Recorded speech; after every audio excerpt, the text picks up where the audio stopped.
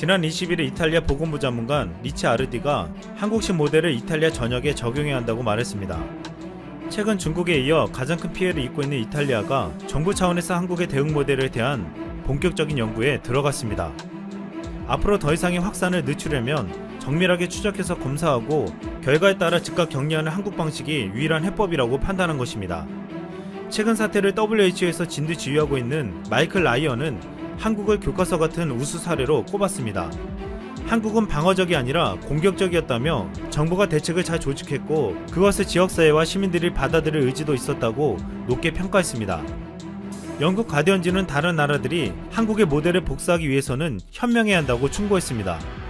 가디언지는 20일 기사에서 한국은 북한에서 서울을 불바다로 만들겠다고 해도 평온을 유지한다고 말하며 한국은 의사와 과학자들의 조언을 신뢰하고 일반적인 합의가 있었다고 했습니다.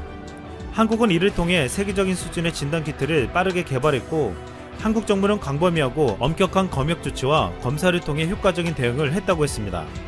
또한 한국에서는 추적앱을 만들어 민감한 개인정보가 공개적으로 알려줘도 한국 사람들이 이를 받아들였다고 했습니다. 한 전문가는 자유와 건강을 선택하라고 한다면 누구나 건강을 선택할 것이라며 서구에서 하지 못하는 한국의 조치를 의미있게 평가했습니다. 또한 한국이 이미 구축해놓은 시스템과 복지 혜택이 위기에 강하게 만든 이유라고 했습니다. 한국은 3월 17일 기본생활비 45만 4,900원의 보조금을 자가 격리하는 사람들에게 지급하여 필수적인 생활을 지속할 수 있게 해주었다고 했습니다. 또한 한국은 OECD에 비해 병원 침대 수가 2배이고 영국의 3배라고 했습니다. 의료비는 미국의 절반도 채 안된다고 했습니다. 가디언지는 이 같은 상황 때문에 다른 나라들이 한국 수준으로 대처하려면 평상시에 준비를 했어야 했다고 지적했습니다. 이스라엘 출신의 사피엔스, 호모데우스 등을 집필한 저명한 역사학자 유발 하라리 교수는 최근 상황에 대한 2가지 대응법이 있다고 했습니다. 중국과 이스라엘처럼 전체주의적 감시체제를 시행할 수도 있고 한국처럼 투명한 정보 공개와 시민들의 협조로 확산을 저지하는 것입니다.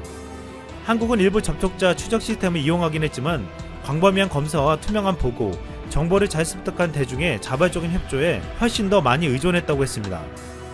하라리 교수는 중앙집중식 감시와 가혹한 처벌만이 정부 지침에 따르도록 하는 유일한 방법은 아니다라며 한국과 같은 방법으로 과학과 공권력, 언론 등에 대한 신뢰를 쌓아 시민들에게 힘을 실어줘야 한다고 주장했습니다. 유럽 전역이 최악의 상황이 되자 아직 초기 상황을 겪고 있는 아일랜드는 한국식 드라이브스루에 사활을 걸었습니다.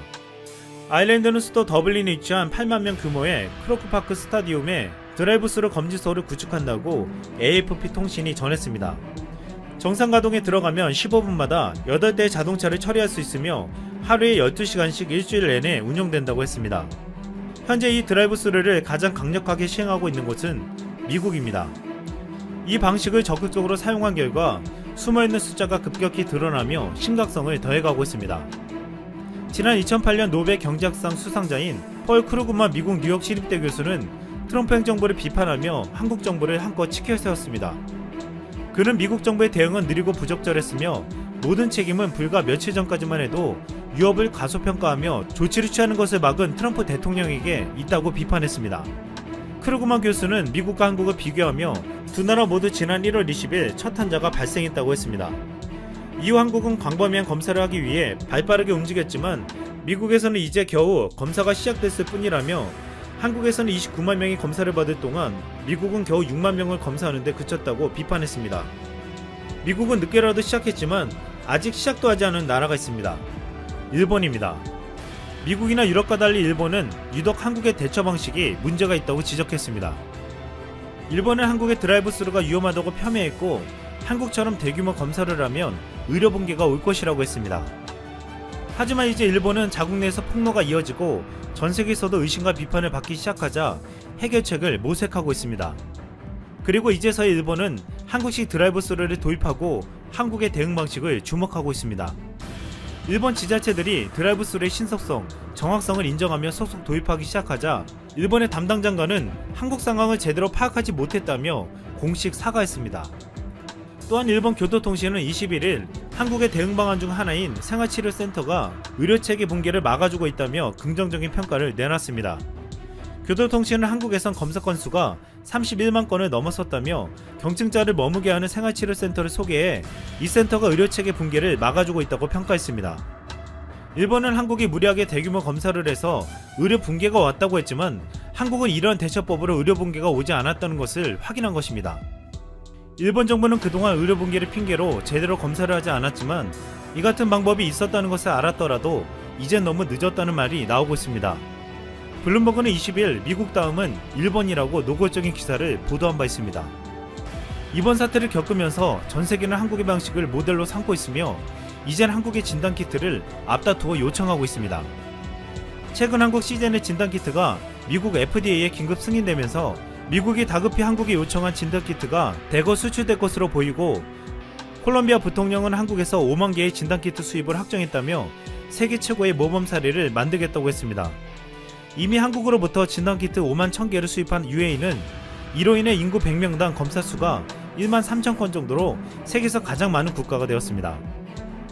그동안 한국을 신뢰해주고 긴밀한 관계를 가진 나라들은 더 빨리 한국의 도움을 받고 있습니다. 한국 정부는 앞으로 한국의 경험과 노하우를 전 세계에 공유하겠다고 했으며 또한 진단키트를 대량 생산해 긴급한 나라들에 수출할 예정입니다. 대한민국은 전 세계 국가들과 위기를 함께 극복하고 최악의 위기 상황에 놓인 나라들에게 손을 내밀고 있습니다. 일본에서 한국의 모습을 담은 사진 한 장이 직접 공중파 방송으로 나가자 큰 요동을 치고 있습니다. 일본에 지인을 둔 한국인들은 일본에서 연락이 많이 오고 있다며 놀라움을 표하는데요.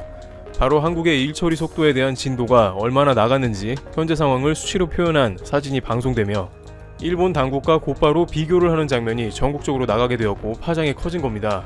예를 들어 한국 당국이 이란 수치를 100으로 봤을 때 일본은 10도 못 미치게 된 것입니다. 일본은 불과 지난주만 해도 각종 포털을 보면 한국에 대한 부정적인 글들이 많았었습니다. 한국과 일본의 각종 지표들이 비슷한 수준이니 전체적 상황이 동일한 수준으로 보였기 때문에 한국은 자료를 조작해서 일본과 상황이 비슷하다는 댓글이 베스트에 오르는 모습도 보였습니다. 그런데 일본과 비슷하다던 한국의 모든 상황이 훨씬 일본을 뛰어넘게 되어버린 것입니다. 일부 네티즌들은 한국이 완벽하게 대처한다더니 결국 실패한 모양새라고 표현하기도 했으며 일본뿐만 아니라 중국도 한국이 제대로 못한다며 적반하장식의 대응을 해서 논란을 빚었습니다. 세계적으로도 한국이 안 좋은 상황을 맞고 있다 혹은 고립되었다는 의견도 종종 볼 수가 있었습니다. 그런데 하루 이틀 새 이렇게 일본 사람들이 돌변해 한국에 대한 긍정적 관점을 표현하고 있습니다. 한국 상황이 좋다는 것이 아니라 일본 상황에 대해서 매우 화가 난 것으로 보여지고 있습니다. 바로 일본 매체들이 객관적인 자료를 들고 한국을 조명하기 시작한 것입니다. 그러자 일본 국민들은 당국에 대해 크게 실망하는 한편 일본 국민들이 이렇게 한국에 대해서 긍정적인 표현을 이어가는 것은 과거에 본 적이 없을 정도로 이례적입니다. 반대로 뭔가 현재 굉장히 절박함이 있다는 것인데요. 이러다가 일본 과연 괜찮을까 하는 질문이 나오는 것이죠.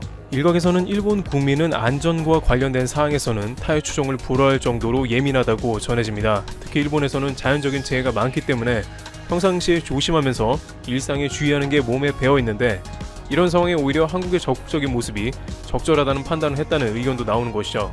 세계적인 여론도 일본에 큰 영향을 줬습니다. 현재 한국의 여러가지 진척 상황이 너무 빠르게 진행되자 전 세계 여론은 한국에 초점을 맞추기 시작했습니다.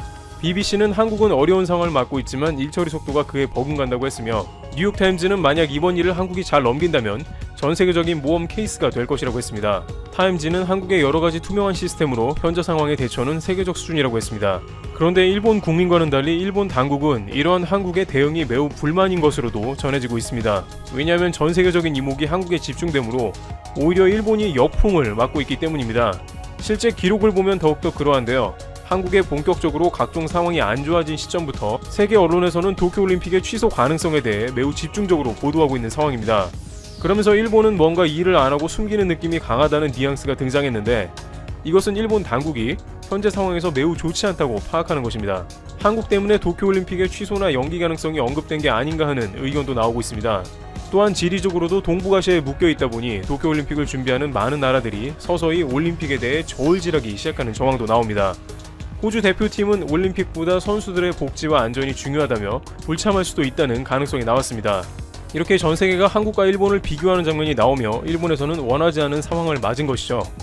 이와 같이 한국이 현재 상황에서 주목을 받으면서 일본 국민들은 매우 혼란이 가중되었을 뿐 아니라 미국 증시 폭락 등 세계적으로도 논란이 되기도 하고 세계적 본보기라고도 하는 등 다양한 모습이 나옵니다.